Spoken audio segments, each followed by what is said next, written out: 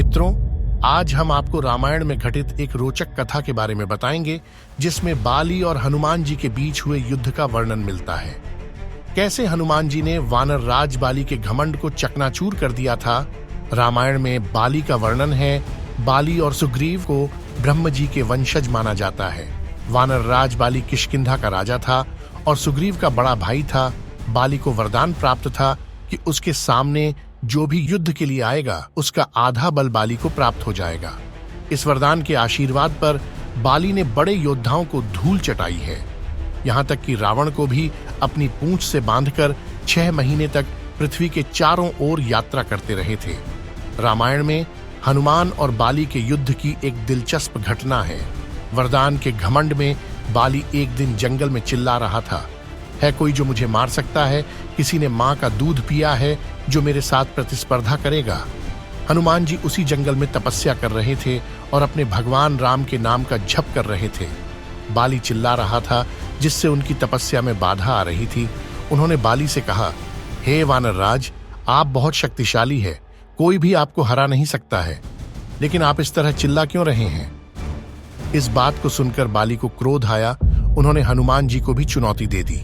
यहां तक कि भगवान राम को भी बाली ने कहा, हनुमान, आप क्या हैं? आपका राम भी मुझे मार नहीं सकता है, अपने राम को बुलाओ। हनुमान जी भगवान राम के बारे में यह सुनकर बहुत क्रोधित हुए और उन्होंने बाली की चुनौती स्वीकार कर ली। यह निर्णय लिया गया कि जैसे ही सूर्य उगता है अगले दिन दोनों के बीच युद्ध होगा।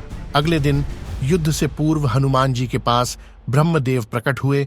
उन्होंने कहा कि आप रुद्रावतार हैं, आप में अपार शक्ति है, आप अपने बल का 10वां हिस्सा ही लेकर युद्ध करने जाएं और बाकी प्रभु राम के पास रख दें। युद्ध बाद उसे वापस ले लेना। हनुमान जी ब्रह्मदेव की बात मान गए। तय समय पर हनुमान जी युद्ध के लिए बाली के समक्ष पहुंच गए। वे प्रभु राम का नाम लेकर बाली के सामने खड़े हो गए। वरदान के अनुसार बाली के शरीर में हनुमान जी की शक्ति प्रवेश करने लगी। पहले बाली बहुत खुश हुआ क्योंकि उसके अंदर शक्ति बढ़ने लगी थी। कुछ समय बाद उसे महसूस होने लगा कि उसके शरीर में क्षमता से अधिक शक्ति आ गई है और वह लगातार बढ़ रही है। वह उस शक्ति पर नियंत्रण नहीं कर पा रहा था। अब उसे लगने लगा कि उसका शरीर हनुमान जी की प्राप्त शक्ति से ही फट जाएगा। तभी ब्रह्मदेव प्रकट हुए और बाली से बोले कि तुम हनुमान से युद्ध करना चाहते थे। हनुमान रुद्रावतार और अतुलित बलशाली हैं। उनके पास अपार बल है जिसकी कोई सीमा नहीं है, जिसे तुम नहीं संभाल सकते। वे तो अपनी शक्ति का 10वां हिस्सा लेकर ही आए हैं और तुम उस शक्ति का अभी आधा हिस्सा भी नहीं संभाल पा रहे हो। यदि वे पूरी शक्ति के साथ तुम्हारे पास आते तो तुम्हारा क्या होता?